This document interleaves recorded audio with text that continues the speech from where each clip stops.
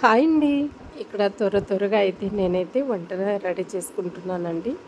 చూసారు కదండీ ఎంత చక్కగా అయితే ఆనియన్స్, టమాటాలు అయితే వేయించేస్తున్నాను. చాలా త్వరగా అయిపోతుంది ఈ వంట అయితే. ఎగ్ కర్రీ అండి. ఎగ్ కర్రీ అంటే ఎగ్ పులుసు అలాగే ఎగ్ మసాలా అయితే కాదండి.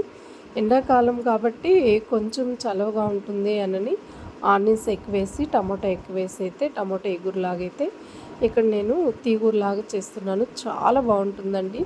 నేను ఫస్ట్ నుంచి మీకు ప్రాసెస్ చూపించుంటే నేను ఏమేమి వేస్తున్నానో అని తెలిసుండేది.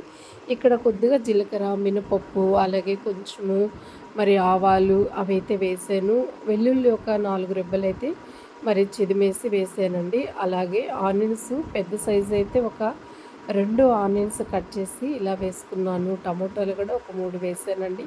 ఎందుకంటే నాకు ఇంకొక వర్క్ అయితే నేను చేస్తున్నాను కదండి.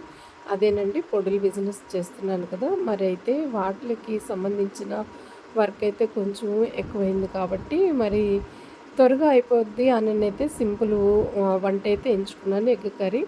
అక్కడ చూసారు కదండి, నేను అక్కడ పొడులు నిన్న ఒక షార్ట్ వీడియోలో నేను పెట్టాను. మరి అవి అయిన తర్వాత మిగతాయి కొన్ని అయితే ఉన్నవి. రొయ్యల పొడి అయితే చేద్దామని అయితే త్వరగా నాకు వంట అవ్వాలని అయితే ఇక్కడైతే నేను ఇలా రెడీ చేసేసుకున్నాను ఎగ్ కర్రీ.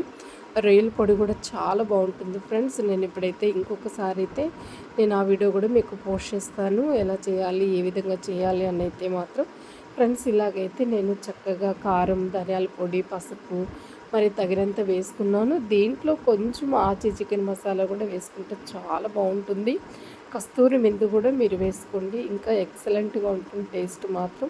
ఇక్కడ అన్నీ కొంచెము వేసిన తర్వాత ఇలా కొంచెం వాటర్ పోసుకోవాలండి. టమోటా మరి మగ్గుతుంది, మనకు గ్రేవీలాగా తయారవుతుంది. మనము చింతపండు అలాంటి జ్యూస్ పోసుకోవాల్సిన అవసరం లేదు. కొంచెం వాటర్ వేసేసుకుంటేనే సరిపోతుంది, అంత బాగుంటుంది ఫ్రెండ్స్. ఇక్కడ కొంచెం వాటర్ వేసేసి కొంచెం మగ్గిచ్చేస్తున్నాను నేను. ఇక్కడ బాయిల్ చేసిన ఎగ్స్ ఉన్నాయి కదండి, అవి ఒలిచేసి అయితే పై పొట్టి తీసేసి ఇలాగ మనం ఈ కర్రీలో వేసేసుకొని కొద్దిసేపు ఒక 2 సెకండ్లు మరి గరిటతో అలా తిప్పుకుంటే చాలా బాగుంటుంది. తగినంత వాటర్ అయితే యాడ్ చేసుకోవాలి. ఇంట్లో ఎంతమంది పర్సన్స్ ఉన్నారు, ఎన్ని టమోటాలు వేసుకోవాలి, ఎన్ని ఆనియన్స్ వేసుకోవాలి, మీరు ఎంతమంది పర్సన్స్ ఉన్నారు దాన్ని బట్టి అయితే మీరైతే ఎగ్ కర్రీ సింపుల్గా చేసేసుకోవచ్చండి. చాలా త్వరగా అయిపోతుంది. రైస్కి కానీ, చపాతీకి కానీ, రోటీకి కానీ కర్రీ చాలా బాగుంటుంది ఫ్రెండ్స్. ఒకసారి మీరు ట్రై చేయండి. నాకు ఎంత బాగుందో చూడండి. అక్కడ మీకు కర్రీ రెడీ అవుతుంటేనే మీకు అర్థమైంది కర్రీ ఎంత బాగుంటుందో అయితే. ఇక్కడ ఇలా గ్రేవీగా వచ్చేస్తే చాలా బాగుంటుంది ఫ్రెండ్స్. చూస్తారు కదా ఎంత బాగుందో ఫ్రెండ్స్. మన ఛానల్ కానీ కొత్తగా కానీ మీరు చూస్తున్నట్లయితే సబ్స్క్రైబ్ చేయండి, లైక్ చేయండి, షేర్ చేయండి ఫ్రెండ్స్. మీకు నచ్చింది అనుకుంటున్నాను ఫ్రెండ్స్. నమస్తే, బాయ్ ఫ్రెండ్స్.